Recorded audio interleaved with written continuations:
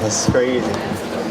All right, guys, welcome to the Jason versus Michael panel at Connecticut HorrorFest. Are we supposed to fight? God, I hope not. They don't know this yet, but things are going to get a little messy here. No. Oh, wait. We're the ones that make the mess. No. So first, I just wanted to say thank you guys so much for coming out to Connecticut. We know it was a long journey for both of you guys, but let's give them a round of applause for coming out. You're the ones that need the applause for showing up. Yeah. It's our pleasure to be out here. If it wasn't for you, we wouldn't even be around. Amen. Well, I wanted the lady in the orange shirt. I knew she was going to drag him over here. Yeah, I'm talking about you, Blondie. Well, I wanted to start this panel off by talking about the characters of Jason and Michael Myers. When you guys got into the role, Dick, it was Halloween 2. So were you familiar with this huge popularity of Halloween and Michael Myers? I'd never even heard of the film nor seen it. God, yeah, I hadn't. And I had worked with... Hey there. Thank you. I had worked with John and Deborah, John Carpenter and Deborah Hill, on Escape from New York. And when that film finished, don't stand in the back there, guys. Come on up. You. Come on. Find a seat somewhere. Anyway, Deborah Hill called me, and she said, I want you to come in and be the stunt coordinator on our little movie. And I didn't know what it was. She said, but I want you to come in and meet the director. So I showed up. I had a little meeting with her, and she explained a little bit about the film. And she said, you got to go down the hall and meet the director, so I did. I went down the hall. There were three offices. In the last office, there was a desk, a chair, and the mask was laying on the table, the desk. So I put it on, and I went to his office door, and I stood there and looked at him. And I looked at him. And he said, who are you? And I just kept looking at him. He said, who the hell are you? So I took the mask off. I started laughing. I said, I'm Dick Warlock, and I'm here to meet you about coordinating your show. So we had our little meeting, and as I turned to leave, I had that mask in my hand, and I turned back to him, and I said, is there any reason I can't play this guy? And he said, I don't care if Deborah doesn't. So I get a script, and now I got a job. I had no idea that it would turn into the franchise that it's turned into, but I really appreciate all you guys coming out. I have to tell you another story. I met a guy named Don Shanks. You all familiar with Don Shanks? Okay. I met him on Married with Children. And he said to me, oh, Dick Warlock. He said, how come you don't do the conventions we do? I said, what do you mean, conventions? So he proceeded to tell me about these conventions that they go to and sign autographs and stuff, meet the people. And I thought, well, George Wilbur, all of us guys are in the same outfit, right? Why didn't somebody say something to Dick? Anyway, I ragged him about that for years, but I finally got into the circuit and started doing it. I don't do very many shows a year, but I'm glad I do. Did I take up all the time now, Tom? No, keep going. You're doing great. No, better than I can. It's your turn. No, I get stage fright. Actually, no. And Dick called me once, and he said, Tom, there's some fans asking about this Friday that you did, and, it says Stunt Double Roy, and some of the people are saying, well, who's Stunt Double Roy? And he says, well, he's the guy that wore the mask. Wait a minute. You mean it wasn't, the actor? Well, no, actually, it was a stuntman. And the reason I even did Jason is because Dick was the coordinator. And he called in, how many? 2 or 3 guys? Or how many guys? 3 guys. 3 guys came in to see the director, and they all had to get up and walk like Jason. And he says, well, I'll take that guy. Happened to be me. So that's not entirely the way it happened. Oh, explain. They had to lay down and raise up without using hands or feet. Just raise up. Much like Myers does after the thing. And I knew who I wanted for the job when I called all 3 guys. So I walked over to the director, Danny Steinman, and he said, well, what do you think? And I said, get the guy here, Tom Morga, he's the best. And he just said, okay. That's how he got the job. Danny and I picked him together, not me. Oh, see, I never knew this story. You learn things at conventions, don't you? Oh, that's good. Well, thank you very much. I'll thank you a little more. And it's funny because we had no idea, you know. Anyway, you got another one? So, how did you guys first meet? I'd like to know that too, because my wife and I were talking about this. Where did we meet, Tom? Well, actually, I got into the Stuntmen's Association in 1982. Dick had already been there. I had seen Dick in a couple of films. I think we knew each other when we did The Stuntman, right? Yes. Remember?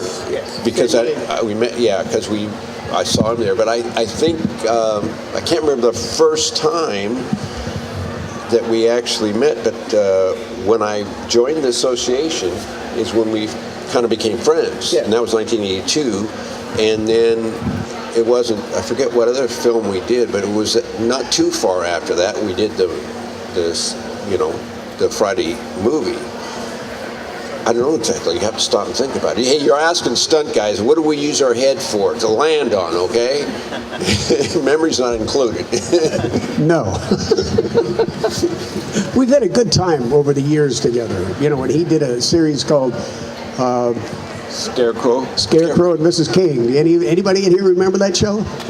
Yeah. Oh, hey. Tom was the coordinator on that show, and he hired me to work for him on that show. And I don't know what else we might have worked together on. But oh, well, when we did The Stuntman, we were working together there. I don't know. Did you do loose cannons? No. Oh, you called me to do Spaceballs, and I was busy. Remember that? Yes. I missed that one. That would have been fun. But and we worked on lots of different shows in between. Yeah. Don't know which, but one of my best friends. Yeah, we've been friends. I have no use for most of the Hollywood people, weirdos. But so I'm not a Hollywood people, okay? No, he's not really a Hollywood guy, and most of the stunt guys aren't. But there's a few that are. But the actors and my son's an actor, and that's good. Go ahead. So you guys have obviously done stunts, which seems almost hundreds of Hollywood films. What stands out to you as your favorite movie that you've done stunts on, whether it be horror or non-horror? That's a question I often get, and it's a tough question to answer because it's sort of like, you can pick out your favorite movie, but when you go see a film and you really like it, and then you go to another film you really like that, and then you say, well, I like the other one, but they're different, and so it's really hard to pick. It's really hard. Stunts is not like a drill press or nothing. Yeah, every time you do a stunt, it's a little different. You might be doing a high fall today, but that high fall you do today is not like the one you're going to do tomorrow because you're doing it from 30 feet and you're doing it backwards, and the next one you're carrying a gun, another one you're on fire, something when you break through something, but you're doing a high fall. So it's hard to compare one to the other and say I like this best. So if you start talking about something, I get excited. Oh yeah, that was great. That was one of our. Well, what about the other one? Oh yeah, that was. It's hard to say. I did a show called Ravenhawk, and I did a 283-foot fall, and they said it was really. Can you do it again carrying a camera? So I did it again carrying a camera backwards, and watch the actors go off in the distance up on the bridge. But you don't do that every day. You know what I mean? Yeah, they always give you an extra challenge. Yes, they do. So you just do it. Tom, now correct me if I'm wrong, but you're correct. I believe that you're the only actor that has played both Michael, Jason, and Leatherface. Well, that's true, and I'll tell you the truth about that. Well, it's about time. Well, when you're making a movie, you're making a film, and that's a strip of film. It doesn't mean that you're in every scene. A lot of times they've used, stand-in for insert, and often when they say you did the part, like I didn't do every scene in every film, and when I did Halloween 4, I did the first half of the movie, and George P. Wilbur did the second half. Well, he got his name on the credits, which is fine, But it wasn't until later people realized, well, I had done too, so I had done half of the Halloween 4 movie, but it gave me credit because you folks thought it was important that I had been in the mask. And then I did 5, our movies, Friday the 13th, and I played the character throughout the film. I even didn't do a couple scenes because I was busy doing something else, and another guy did those 2, which you think it's important. Now he's going out, Johnny Hawk. So he's shown up at these.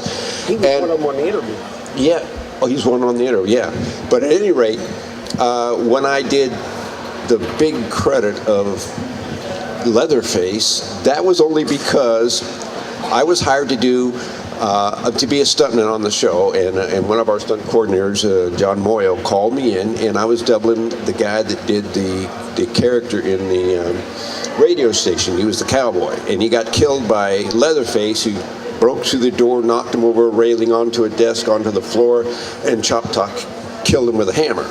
If you remember that scene, those who saw it. So that was what I was hired to do. I got to the set that day, and Bob Elmore, who was the stunt double for Leatherface and did all the action, is a big guy, strong guy, and he'd been doing the shoot all day long, and he had a sore shoulder, and he'd been on the side of this pickup truck, going backwards, taking the chainsaw, cutting the convertible out of the MG in the scene you saw them going across the bridge. And it's getting late in the day, and his arm was hurting, and I walked up to the set, "Hi, Tom, you're here, good." And by the way, Elmore's arm hurts him. Get in that stuff, okay? I'm going to take one little quick insert shot of the car and the truck going backwards. I'm going to put the camera on the street, and you're just going to disappear from here out. Go. So I did it. And that act lasts about that long in the movie, but I wore Leatherface's gear, and so now I get credit for that. So if you want to give me credit for it, okay, but it wasn't much.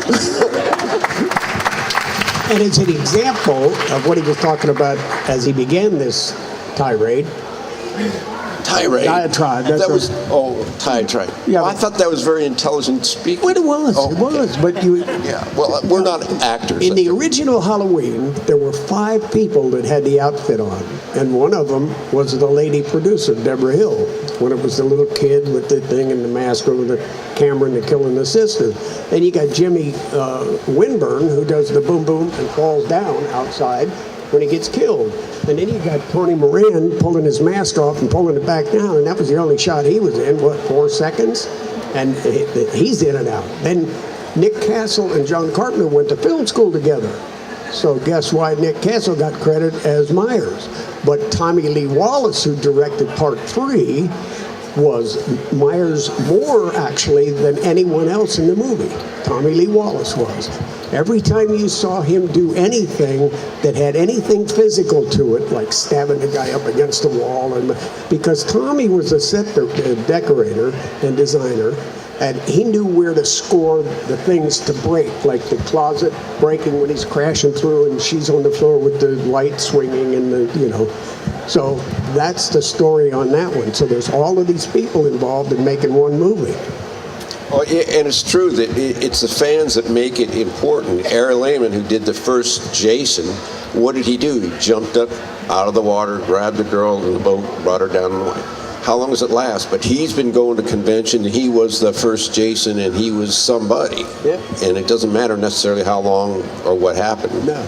There you go. All right. Yeah. Dick, so I have to ask you here, and I'm sure you get this question a jillion times, but could you please tell the audience what it was like working with Donald Pleasance and Jamie Lee Curtis in Halloween 2? Well, I met Donald on Escape from New York previous to Halloween 2. I didn't have a lot of really strong interaction with him. I found him to be the consummate professional. He knew his stuff and your stuff and your stuff. You know, he was always ready. Someone told me that he's got a great sense of humor. I never saw that. But he was just not on the set a lot. He always went to his room, but when he came out, he was ready. And to work with a guy like Donald Pleasance, who has tremendous credits and one heck of an actor, is a treat for guys like me. I mean, I'm a guy that falls on his head to make a living. And when I see somebody do that, I've tried my hand at acting and I suck at it, you know. I have two boys. Both of them were in the movie. How many know that? Both my kids were in the movie. You know this? Anybody else? Billy, there's a scene outside the Myers house when all the activity's going on. Loomis is there and the deputy sheriff is there. And two boys run up outside and Billy says, have you seen Bennett Tramer, our friend? He wore this funny white mask or something. So he's in that scene. And then my youngest boy, Lance, he's the boombox boy. Carried the radio on his shoulder with the cowboy hat. He bumps into Dad and then turns and walks away. He was the young one. He got that by accident. He wanted to go to the set with me that night. He came. We're in the room, and John comes in. And we got to talking about the scene. And I said to John, who's going to play the little boy? He said, I don't know.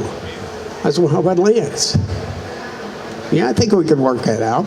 So they got him a coat out of wardrobe. They bought a hat out of wardrobe. They got the radio from a grip truck. Somebody over there gave it to him, and he did this scene. And I thought it came out very well. So he'd come to a couple of conventions as the boombox boy. So he's got a little audience too, you know. Anyway, Billy, my oldest boy, he went on to be a pretty good actor. He's retired now, but he was on Days of Our Lives for a whole bunch of years as Frankie, which most of you probably don't even know. But yeah, anyway, so it's a family kind of a thing too. That sounds good. So, in your opinion, guys, How do we get from Donald Pleasance over to... I don't recall. What a nasty It went there, segment. though. So, in your guys' opinion, what is it about Michael and Jason that fans just love? In your opinion? Hey, there's the people to ask. They're the ones that can tell you, because I had no idea. That lady out there raised her hand? Yeah. Stand up, ma'am, and tell us what it's all about. Hold on, do you want to come up? All right. Come on up. Come on up. Come up.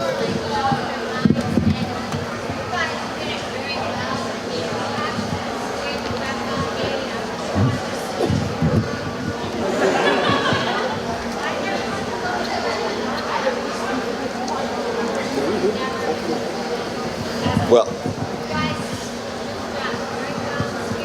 You guys did a good job. okay, if we scared you, we tried and we made it happen, good.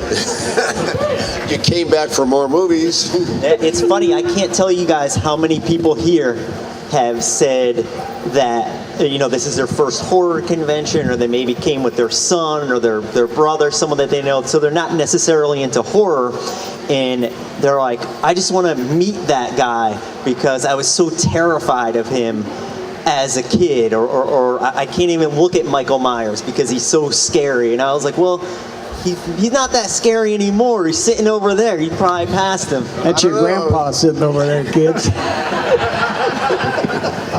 Yeah. So Not here. Oh, So my Dick, dear. you did you've been a stunt double for forever, and weren't you the Kurt Russell's personal stunt double for numerous films? Who? Kurt Russell. Anybody know Kurt Russell? Yes, I was fortunate enough. First, I met Walt Disney, who, thank God, he took a liking to me. So I continued at the studio for 10 years. And at the first of it, I did a little movie called Computer Wore Tennis Shoes with Kurt. And that's when I first met him.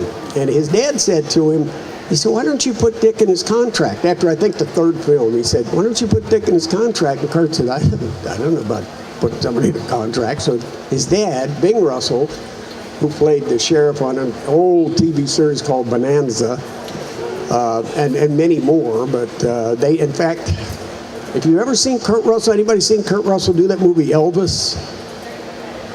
Yeah? Well, Bing Russell played Vernon Presley, his dad. Anyway, I got into the contract, and so when they called him, they had to call me. And there were two movies, Overboard and Captain Ron, that I turned over to another guy, Hal Burton, who used to double Michael Landon on Bonanza, which was kind of interesting. But the rest of them I did, and it was a treat working with him. I went all the way up to Tango and Cash, and I got too fat, and he stayed very thin, and so I had to quit. But you had a lot of great experience at Disney doing other things too. Oh yeah. Disney was. It was like going to college when you worked there. It was wonderful, wonderful. Then you did all the GW, the Bug. Yeah, did 3 Herbie movies. Drove Herbie in the second one and the third one, doubling Helen Hayes and Ken Berry, and then Dean Jones, and goes to Monte Carlo, and I doubled Michelle Lee and Buddy Hackett. Wow. Yeah. So I wanted to talk to you guys a little bit about how kind of like the evolution of movies and how when you guys are doing everything was real. What's your guys' thoughts on what's happening now? Some of the stunts are like more CGI or fake, and it's not like the old school guys used to do it. Well, it's like everything else in our society. You know, when the computer came in, when the smartphone came in, all these things, everything that, you know, the American people particularly, they want something bigger and better and more. And so that's the way films have been. When we were first starting, most everything, there was no computer generation on it, so what you saw was what we really did.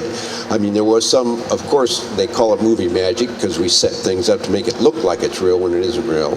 But today, it's gone completely the other way almost, where they do CGI, they do motion capture, they do things with a computer that is more than what you see of the real stuff, and they enhance everything. So all the actors you see, like Tom, what's his name? Tom Cruise. Tom Cruise, Yeah. coming down and picking things up. You know, he's all on wires. All these actors Yeah. are on wires now, but digitally they take the wires out. So you never know what's really going on, but that's what's really going on. And they CGI your face or their face onto the body of the guy he was talking about with the motion graphics. Yeah, they do what is called, how many of us know what motion capture is? Yeah, so what you do is you wear a suit that has all the markers on it, and you go through whatever it is, and then they'll take that as a frame reference, and then they'll be able to CGI any character you want. I did all the first 4 Pirates of the Caribbean, and I would do a character, and it would be a guy in a skeleton, or it would be one of the crew from, one of the characters you saw look like a fish or something, and you just do what you do, and then they put whatever they want on it, so it's completely different. And then, like Dick was saying about cables, there's a lot more work done with equipment. They do ratchets where they put you on a cable and can jerk you out of the scene, and air rams where they can throw you, and so there's a lot more assisted kinds of stunts that they do now, which increases the size of the action, and then they can enhance it more with the computers. Yep. So that's what's happening. When we started, you fell on cardboard boxes. Then somebody was smart enough to come up with an airbag, which simplified it a whole lot. Have anybody out there got any questions? Yes, sir. Yeah, hold on. Let me... Thank you. At the risk of sounding a little bit morbid, I almost wanted to ask you guys, now being in the stunt field, if you've ever heard, or if a colleague of yours has ever had a grievous injury or possibly death from a stunt, had that ever given you a moment of hesitation as to whether or not you still wanted to continue in that field, or was it just a... Well, I think that? you can compare it to sports in a sense that it's people who are football players. That's what they do, and it's tragic when somebody gets hurt or God forbid, are paralyzed or even killed. Or these young players in high school dying on the field. So it's tough when something like that happens, but it doesn't necessarily change what you're doing. For most stunt guys I know, it's something they want to do, and they, once you become a stunt man, it's part of your life. That's it. I'm a stunt guy. Like you have police, you have firefighters, you have people who are in the military. Military, they see their buddies in the foxhole. Right. Well, foxhole, they don't have foxholes anymore, but... Well, anyway, I understand what your question is, and it probably, yes, it's tough, but it doesn't necessarily change what you're going to do. Because you're already signed up for it, you already know what the hazards are, and you knew that going in. So it's not going to make you change your mind. I don't know about him, but I'm busted up pretty good. I got an artificial knee. This one's ready for one. This shoulder's stove up. I wasn't smart enough to really follow him. When he had his shoulder stove up, he came to my house and did exercises. And he's Well, I had a pretty rotator good, cuff, but I yeah. didn't follow that. Well, now I need a brain transplant, but other than that, I had an opportunity earlier, I believe last year, to ask Ted White this question. Ted White being a legendary stuntman in the field for many decades, for many big names. I want to ask you folks the same question. Can you give us an example in your personal careers of a stunt that gone wrong for you?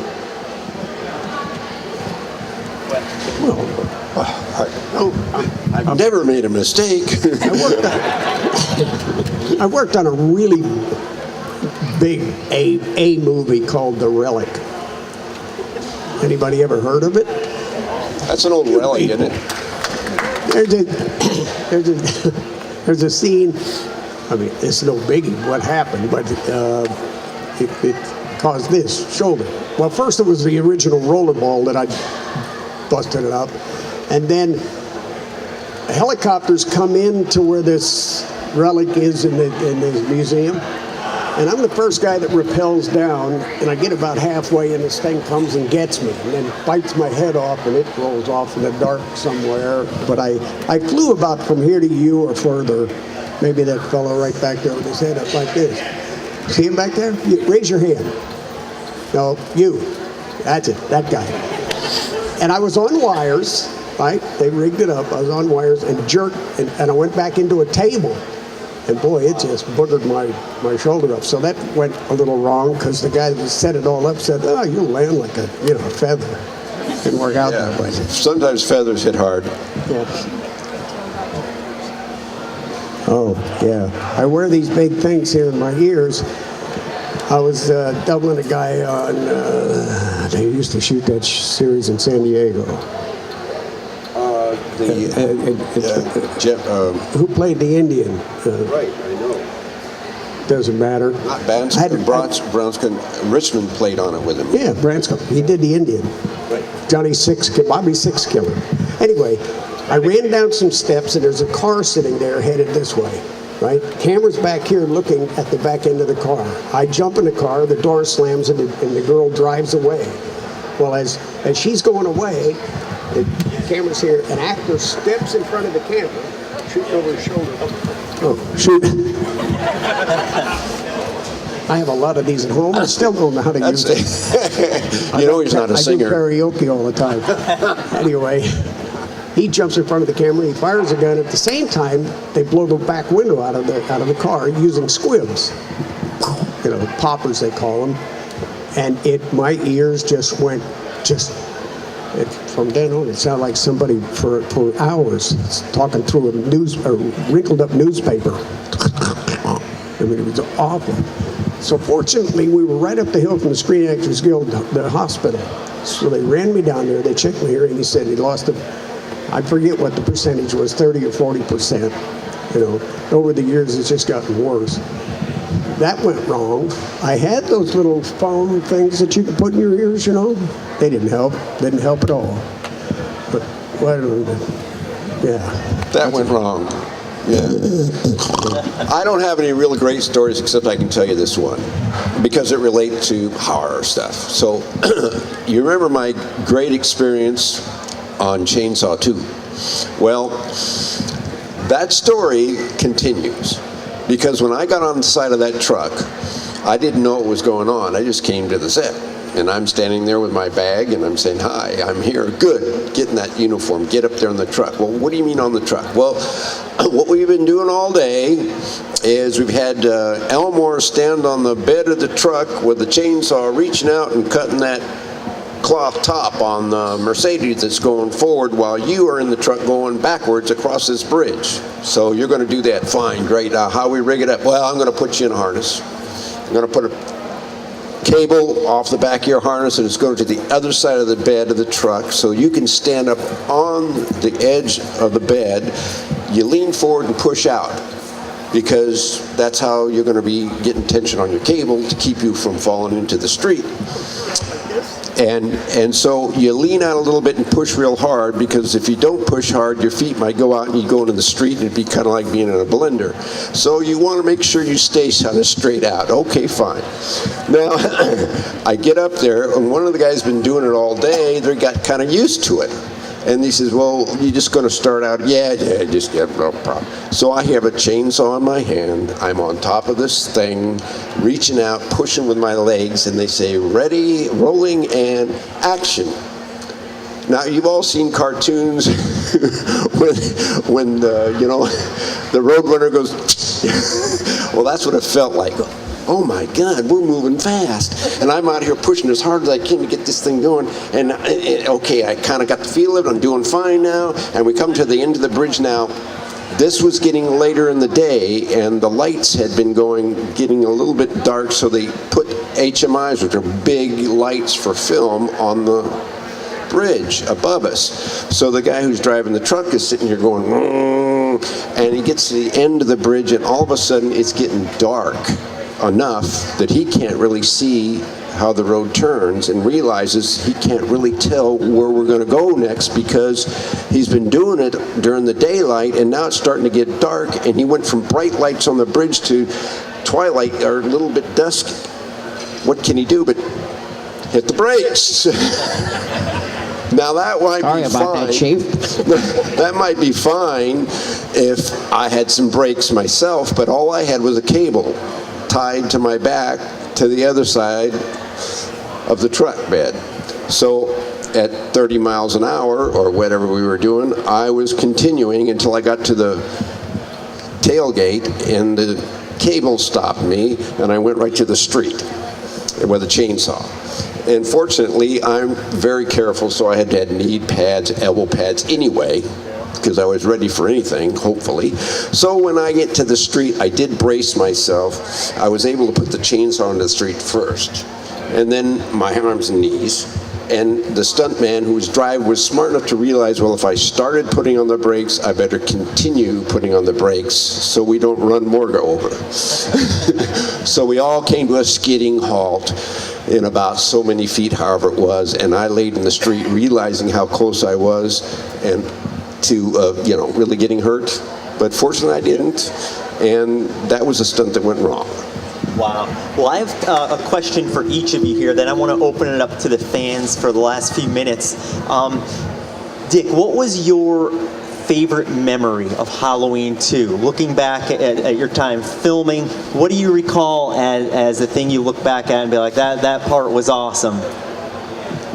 Well, John said to me on Escape from New York, Dick, you gotta relax. I was always too pacing the floor, walking. He's got this ready, is that because it was a duel. You wore one hat when you're watching out for the actors, and the other hat is you're trying to kill them. So it was a kind of a conflict there, but I don't know.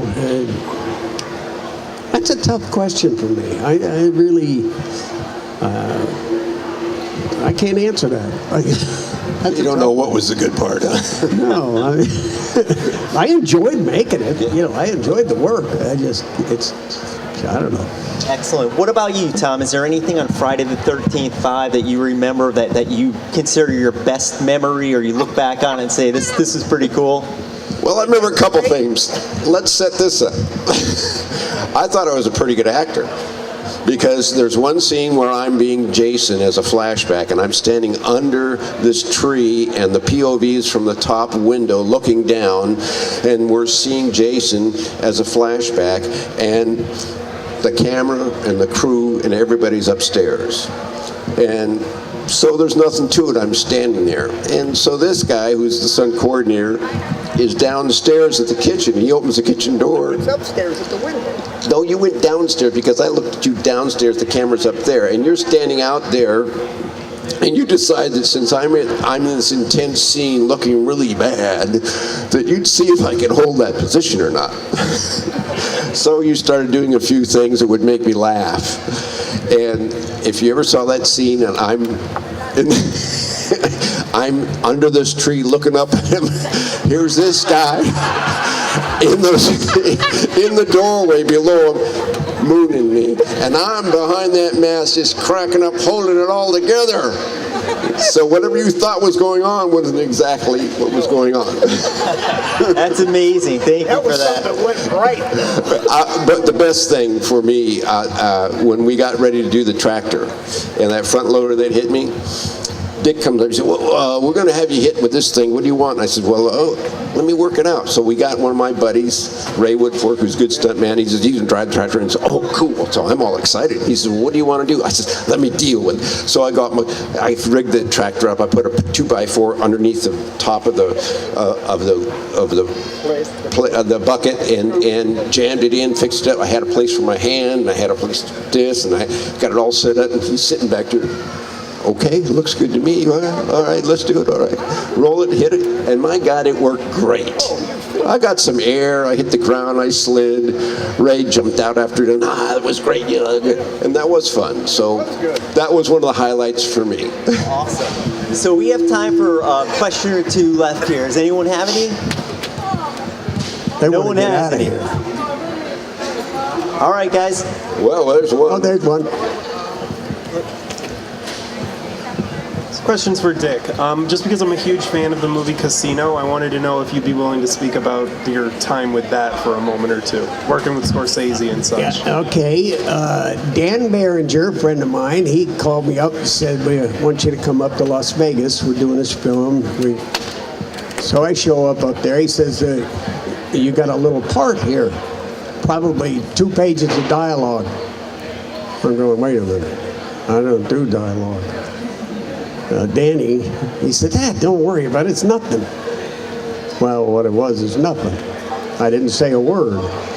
But when it came time to rehearse this thing, De Niro, who I'd worked with on Midnight Run, said not one word to me, not, hi, how are you, kiss my boo-hoo, nothing. Same thing with the director. I worked with this famous director, Martin Scorsese. Martin Scorsese doesn't even know who the heck I am or that I'm alive. Anyway, the assistant director was the one that told us what to do. And of course, the boss here, not him, but De Niro, didn't say nothing. And it shocked me. So then I find out that all I have to do is he calls me in, I come in, he tells me what to do, I walk over out of the shot. Then the other thing is, I'm there, slide the thing out of, can you let it down a little farther? Yeah, sure. Let it down a little farther. Perfect, let's do that. Boom, okay, that part. Then this part with it was a breeze. It was a breeze. I was there for a week. Now, how long did that shot last? Seconds, right? Minute, maybe. That's it. But we do that a lot. You get called in, you think it's one day, it turns into a week. Or you think it's a week, it turns into a day. It's the whim of whoever. And that's the way it was with that. The thing I remember most, I think, is that I gave Danny $20 because he had run out of money. He goes off and tries to 500. He hit it for 500, and he comes back. Hey, Dick, here's your $20. That went wrong. That was one that went wrong. He should have tipped me 50 at least. Oh, but I had a job for a week, and it was a pretty good payer. Anyone else out there? Yes, sir. Watch out, he's a big one, Ron. Hey, this is directed to Dick Warlock. I always found your interpretation of Michael Myers from Halloween 2 to be more demonic and otherworldly as opposed to the first one. Yeah. Was that something did you come to that role with that way in mind in relation to the first one? Was that like, what was your inspiration for that, or was that just you improvising? Well, as I said before, I hadn't seen the first one, but Deborah suggested after the interview that I get it, and so she gave me a copy. So I watched it, and I watched it through looking for a hook that I could use, and the one that I found was, it's right after the closet scene where Jamie sticks him in the eyes and he falls down, right? Now doing that fall, all that stuff, that was Tommy Lee Wallace, and I always gave him credit for the next piece where he sets up, which I thought was very mechanical. You know, he just comes up, and so I used that. Well, that was actually Nick Castle that did that thing. So that's what gave me the inspiration to do it in a kind of a mechanical walk and the whole thing that way. That's what it was. That's You're awesome. welcome. Thanks for the question. That's a great answer. Well, I wanted to thank both of you guys for sitting down with me for this panel and coming out to Connecticut. I know both of you don't get a chance to make it out this way very often, and especially in Connecticut. So we're really excited to have you here, and I just wanted to say thank you guys for the time. And let's give it up for these two masters of horror. I want to thank all of you for coming and putting it, you know. Yeah, we have nothing but gratitude to you, so thank you very And much. you for having us. Thank you, Rob. Thank you. It was my pleasure.